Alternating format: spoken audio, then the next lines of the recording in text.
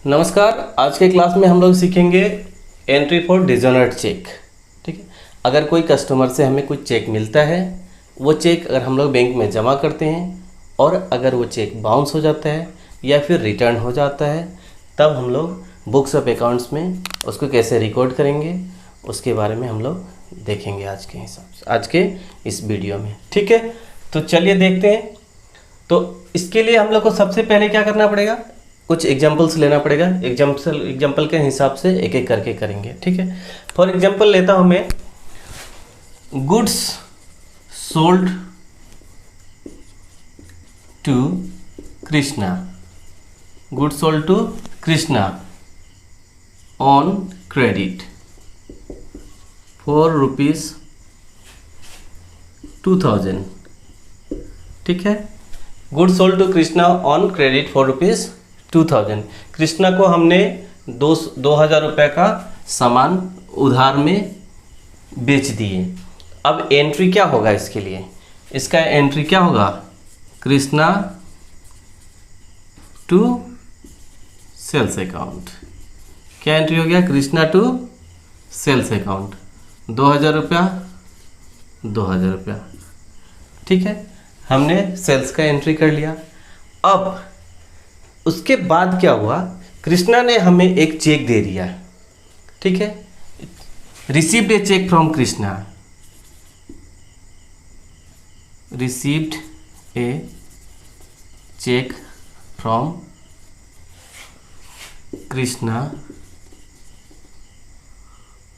Of ₹2000।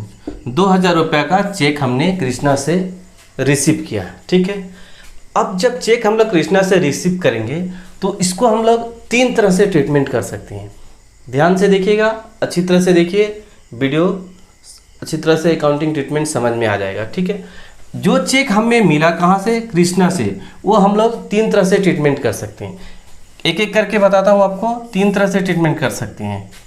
ठीक है, सबसे पहला ध्यान से देखिए, जो चेक हमें मिला, अगर वो चेक हमने सेम डे में डिपॉजिट कर दिया बैंक में, सेम डे में क्या हुआ, डिपॉजिट हो गया बैंक में, the cheque is deposited into bank on the same day. और दूसरा, अगर सेम डे में डिपॉजिट नहीं होता है तब नॉट डिपॉजिटेड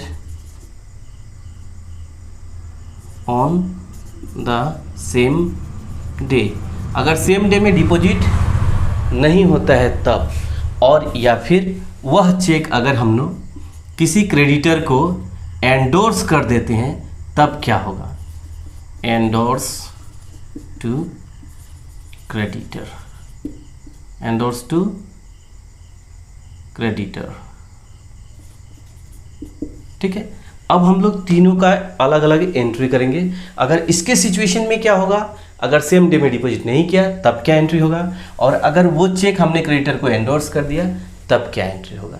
ठीक है, एक एक करके देखते हैं। सबसे पहले, check deposited on the same day, अगर सेम डे में चेक डिपॉजिट होता है और चेक रिसीव हुआ कृष्णा से, तो एंट्री क्या होगा, bank account debit, bank account debit to Krishna, bank account debit to Krishna, being check received and deposited into the bank on same day।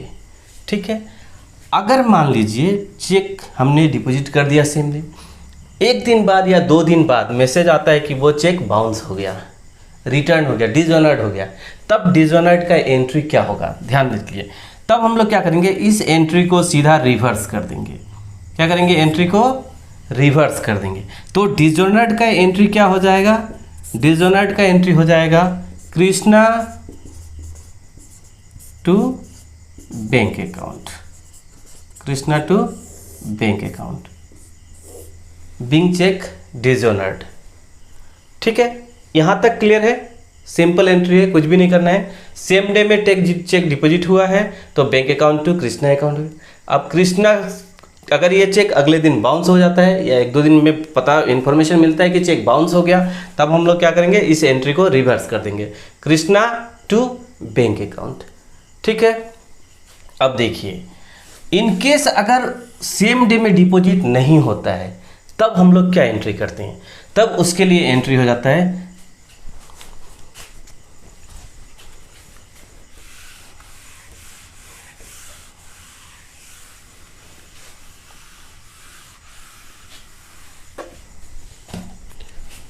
Not deposited on same day. अगर same day में deposit नहीं होता है तब क्या entry होगा, देखिए तब पहला एंट्री हो जाएगा जब चेक रिसीव करेंगे तब एंट्री हो जाएगा cheque in hand, cheque in hand account debit to Krishna. कहाँ से मिला हमें चेक, कृष्णा से, वो चेक हमारे हाथ में पड़ा हुआ है, तो cheque in hand account debit to Krishna.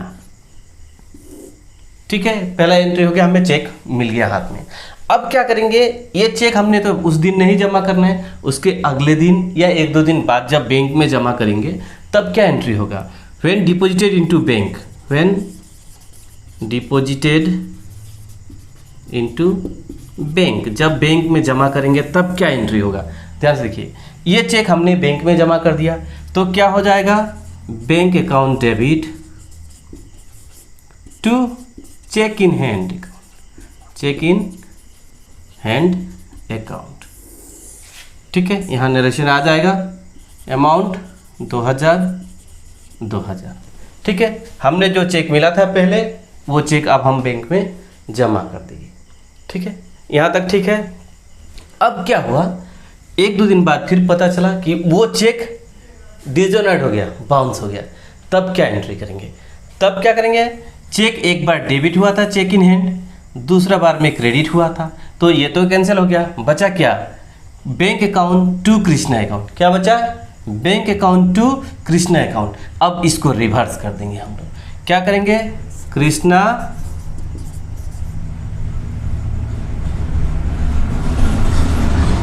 To bank account. ये हो गया डिसऑनर्ड का एंट्री। किसका हो गया, ये डिसऑनर्ड का एंट्री। हमने क्या किया, कृष्णा से पैसा मिला था तो उनको क्रेडिट किया था, अब उनका पैसा वापस रिटर्न हो गया तो हमने उनको अकाउंट को फिर से डेबिट कर दिया। ठीक है, ये क्लियर है। ठीक है, तो आगे देखते हैं अब, when cheque is endorsed to creditors. ठीक है,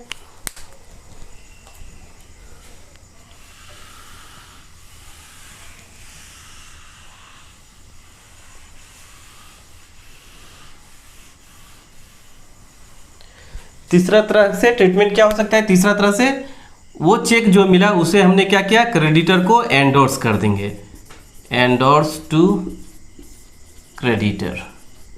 अगर वो चेक हमने क्रेडिटर को एंडोर्स कर दिया तब क्या एंट्री होगा, सेम डे में डिपॉजिट नहीं हुआ इसका मतलब, तो चेक आ जाएगा हाथ में, तो जब चेक हाथ में आएगा तो क्या लिखेंगे, cheque in hand account debit to Krishna, to Krishna.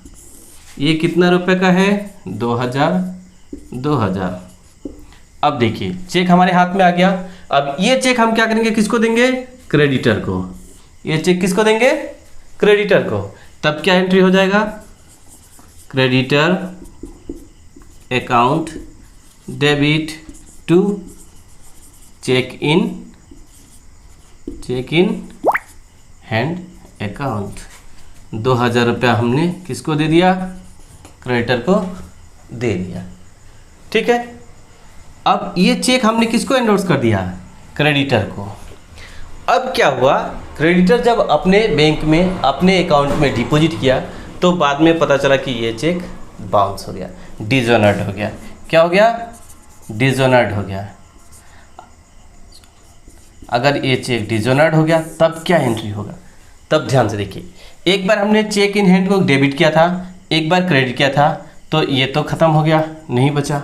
बचा क्या, creditor account debit to Krishna account, creditor account debit to Krishna account. अब जब रिवर्स हो जाएगा, रिटर्न हो जाएगा, डिसऑनर्ड हो जाएगा, तब हम इसको एंट्री को क्या करेंगे, रिवर्स कर देंगे।